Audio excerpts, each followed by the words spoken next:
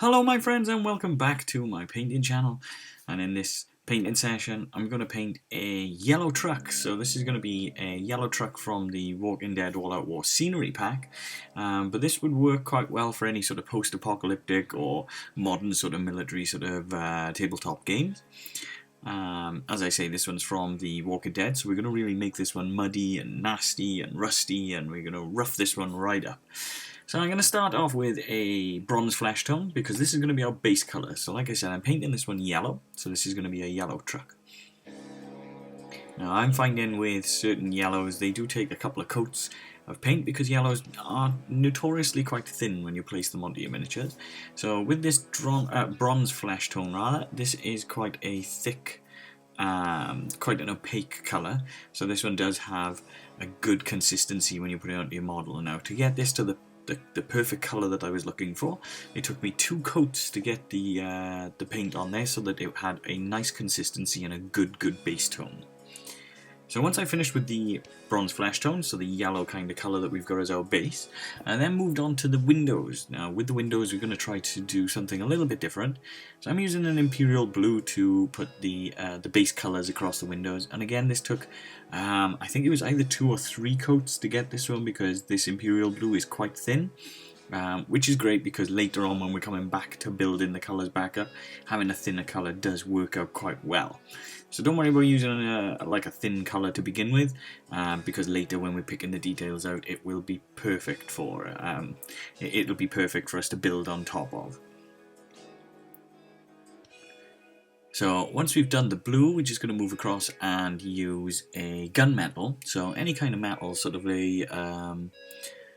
any kind of sort of like darkish silver colour would be great for this. I'm using gunmetal, so you could use something like a lead belcher from Citadel or anything like that, and that would work equally well. And for that I'm painting the front part of the truck, so just across the grille, and I'm also painting the wheel hubs here as well.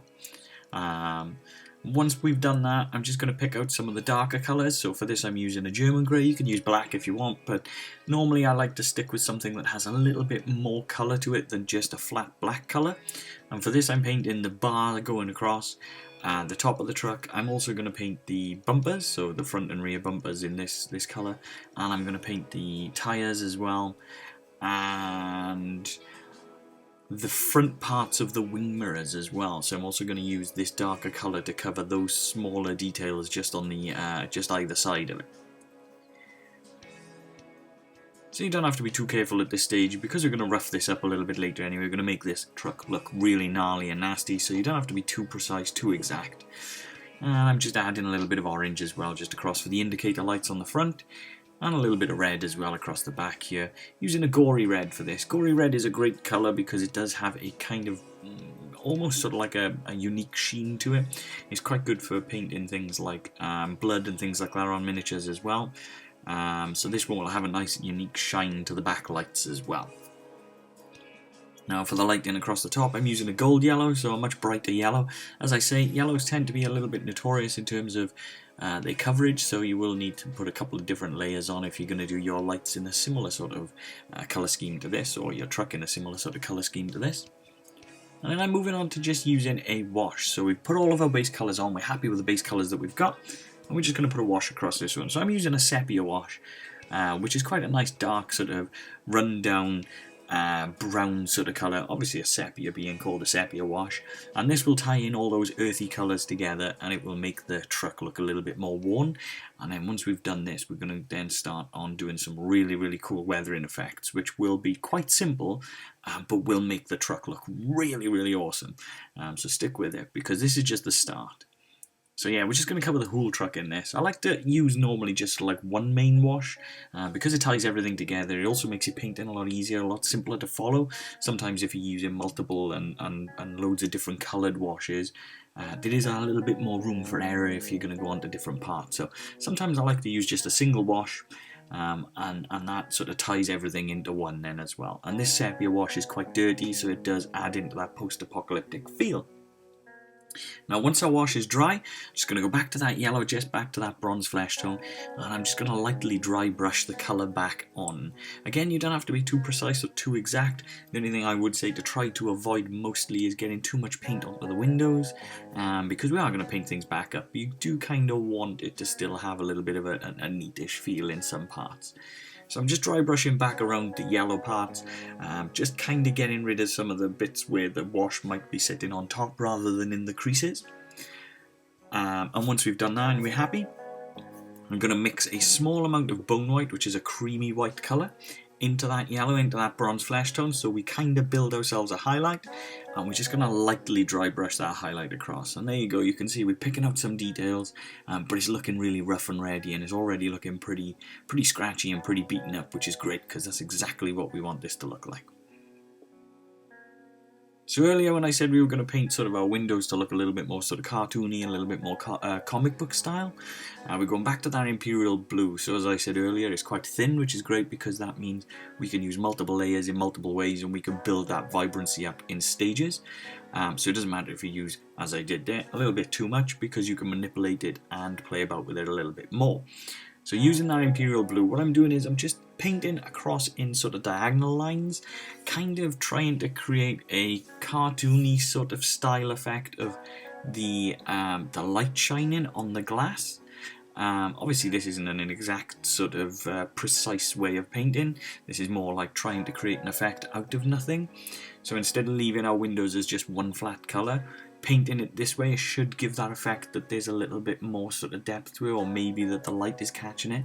And like I say, it's kind of trying to make it look a little bit more cartoony. So the rust on the truck will have a realistic effect, and then the windows will tie into that cartoon effect of things like The Walking Dead and the comic book side of the board game itself. So it should tie into the models and it should look really cool when we're done. So you don't really have to take too much of your time doing this. You can, if you want to be really precise, you can do, but you don't have to be exact. So once we've done maybe sort of 2 layers of that, mixing those lines across the windscreen, I'm then going to add a little bit of white into that as well. So I'm just building a highlight. As you can see now, it's starting to look a little bit different, so it's starting to look a little bit more like there's a bit more depth to that window, and like I say, creating that cartoony sort of window style effect to it as well. And you can build this up a couple of times if you want. You can use multiple layers, add more white to it and build that up so that it gives you more depth. I found that after I had done sort of this twice, I was quite happy with it, so I just stuck with that. But that doesn't mean that you've got to follow exact. You can build up more and more and see how you go and play about with these sorts of effects if you like. And from there I'm just going to do a little bit more tidying up. So I'm just tidying up the darker bits, so the German grey, as you can see, because I've done a bit of dry brushing now, some of that has gone onto the tyres. So I'm just going to build this back up so that we, again, it's not precise, but I just want it to look a little bit better ready for the weathering, because I don't want the tyres then to have yellow on them and things like that.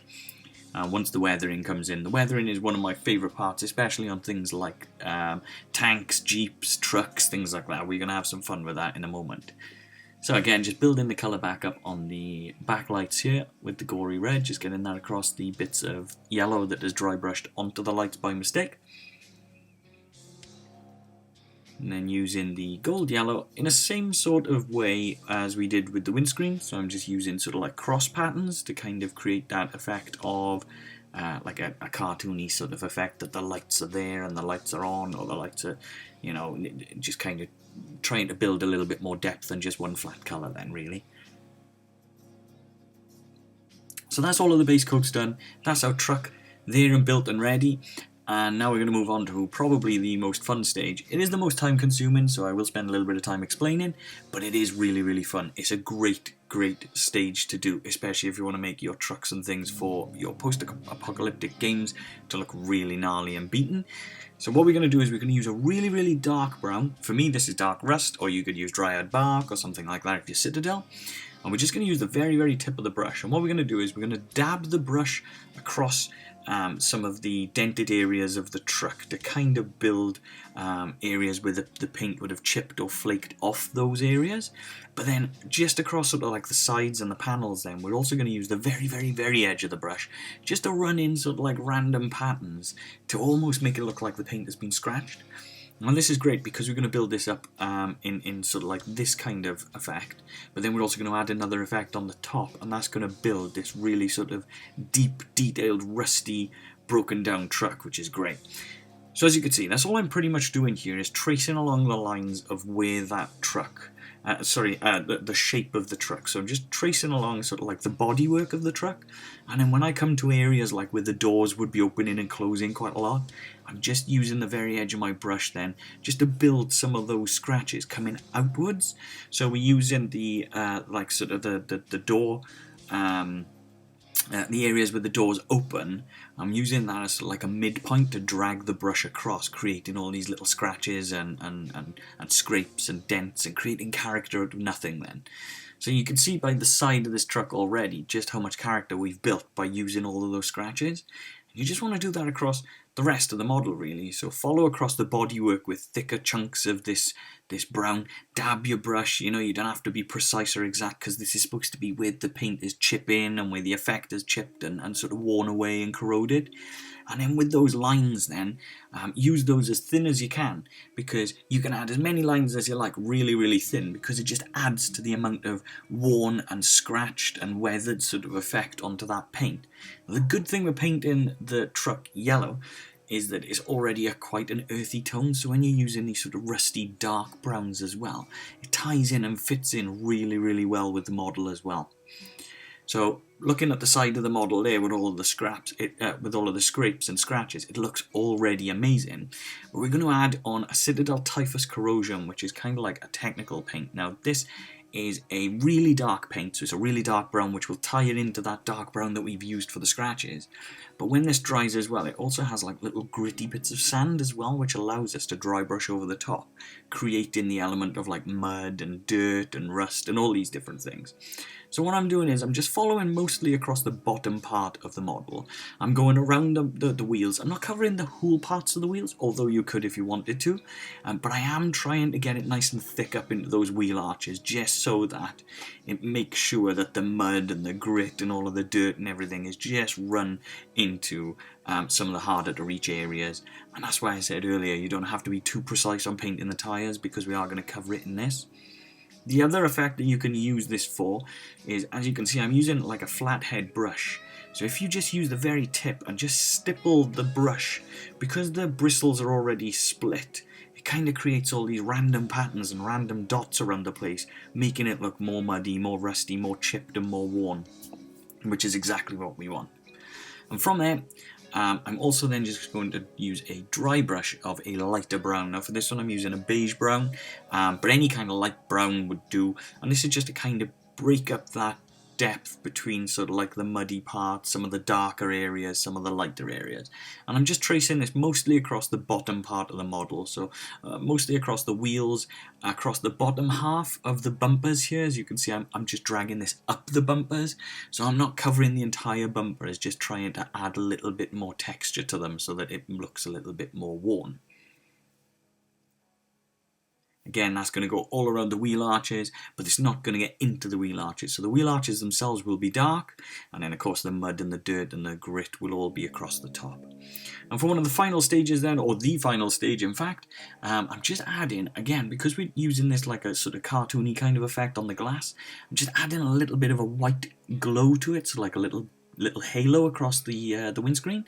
And that's all I'm doing, is I'm using a very thin layer of white. So this is just a flat, straight white colour, so you can use any white you like. And I've watered this down just to make sure that it's nice and thin and it runs across the brush really nicely. I'm just using the very, very, very tip of my brush. As you can see, I'm just running a few dotted lines across, and then just dragging one or two little streaks down. Again, you don't have to be precise. It's not an exact art or an exact science. It's more just a case of creating character from this. So just trying to add little bits just to give your eye something more to look at than just one flat blue window.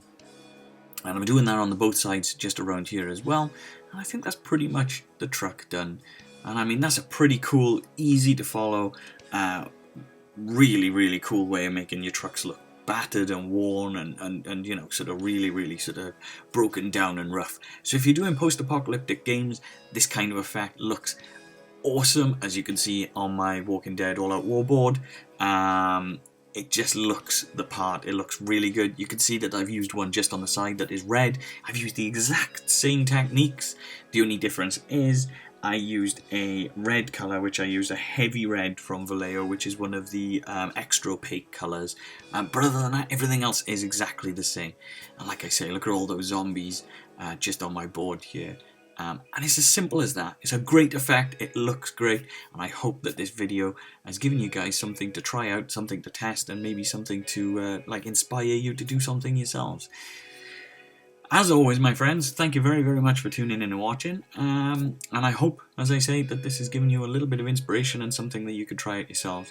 Let me know in the comments what you think, and I'd love to hear from you. I will get back to you as quickly as I can. Thank you, guys.